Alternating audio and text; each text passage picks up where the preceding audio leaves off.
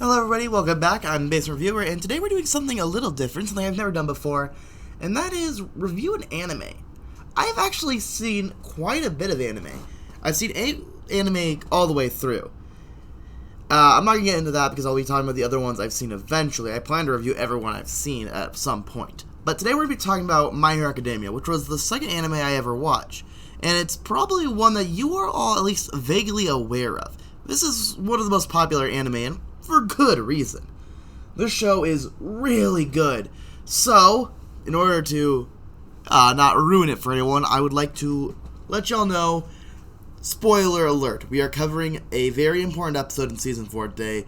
Major plot points are going to be spoiled and talked about, so spoiler alert. Just be aware. Just a fair warning, I will be mispronouncing some names here, most likely. I'm going to try my best to do them right, but just a fair warning, I'm not the brightest even to English, so Japanese characters' names are going to be a bit flustering for me just because, well, I'm a little too stupid to understand them. But anyway, this episode starts pretty much where the last one ended, and for those who need context, they're trying to fight this Yakuza gang to get a little girl back because she has power to rewind time, and the bad guys are using that for bad things. Neither of you realize the true value of her ability. By conducting countless experiments, I extracted Ares' power, and I distilled it into its ultimate form. Anyway, I'm getting ahead of myself, because this episode starts with, wait. No. You can't be, attacking Uraka. She can't be getting hurt. No, still moving! We don't give up, and no matter what, we always go beyond! Like Ultra! Whew, you had me for a moment. Anyway, that's just a little bit before the title card, so let's get to the actual episode now, shall we? So this episode begins with Deku and Lemillion trying to save Eri from Chisaki in a pretty heartfelt scene. It's pretty fun. You get a little song and dance, you know, it's pretty great. Definitely very friendly. Filthy hero screwed everything up! Wow. Rude. I mean, you're fighting too. I'm sure you don't smell that great. No need to call them filthy when you're not much better. His cape.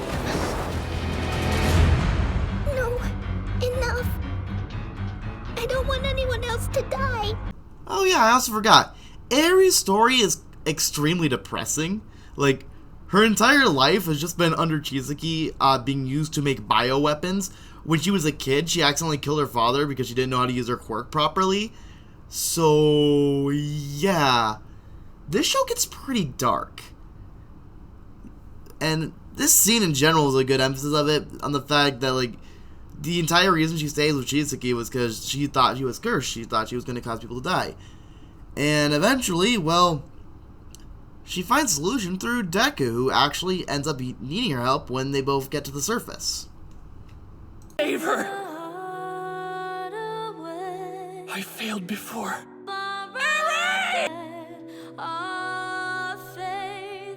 But that won't happen again. This time, I'll hold on. Enough to make a grown man cry. But with that said, there's another side of this we need to look at, and that is the villain side. What is Chisaki's goal? What is his character? Well, it's pretty good, actually. So basically, Chisaki was accepted into this gang, the Yakuza, as a young age when his life was horrible, and he just wants to make them proud by gaining their reputation back through this bioweapon that will basically make them the most dangerous gang in all of Japan. He is willing to do anything to do this, including giving up his own humanity and basically tormenting a child. The boss of the gang did not agree with this, and was willing to kick him out to hold up his ideals, to which, well, Chisaki kind of put his boss in a coma, thinking that, well, when I do it, he'll understand it was for the best, and I'll wake him up when we're back to what we used to be. Chisaki is such an intimidating presence throughout this whole show, and this episode is really the culmination of that. Well, regardless, Deku grabs Eri and heads to the surface, which of course causes Chisaki to follow him, which will, of course, lead to a fight. And we got a guy who sees the future, so let's see what's gonna happen according to his quirk. He'll head to the surface in pursuit of Midoriya and Eri. Then he'll kill Midoriya. Uh-oh. That's not good. Well, you know what is good?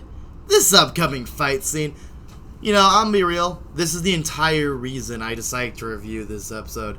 Because this scene, it's so good! It's beautiful. Why doesn't anybody see the big picture? To start off with, Chisaki's power is such a cool one to use in combat, and they really utilize it very effective with him basically manipulating the shape of his body and the size of him to try to fight Deku's insane power. But the other side of this is just the insane animation here. It's animated so well. Then how can I call myself a hero who saves everybody? Oh, there are just also so many cool shots in this.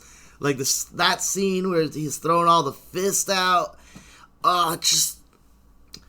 It's hard to put into words, but this entire sequence is just so great. It's full of energy. It's full of suspense. The dialogue during the fight is great. And one thing I do appreciate is that they're not afraid to make Deku intimidating. They're not afraid to have him be a little darker than usual. I mean, they're using the main villain's theme here. They're showing what he could do if he were at 100% and loses control. Like, man, it's good.